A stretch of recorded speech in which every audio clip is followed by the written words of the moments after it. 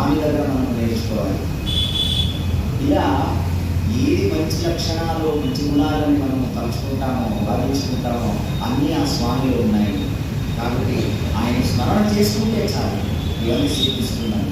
పిల్లలు కూడా ఇది మనోజవం మారుత తుల్యవేగం జితేంద్రియం బుద్ధిమతాం వరిష్టం. టీవీ ఎప్పుడు కావాలో అప్పుడు ఆన్ చేసుకోవాలి, ఇంకా చాలా మొత్తం ఆఫ్ చేయాలి. ఇది ఇంద్రియ జయము. ఆ టీవీ మమ్మల్ని ఆన్ ఆఫ్ చేసేది కాదు, మనము ఆన్ ఆఫ్ చేయాలి ఆ టీవీ కదా.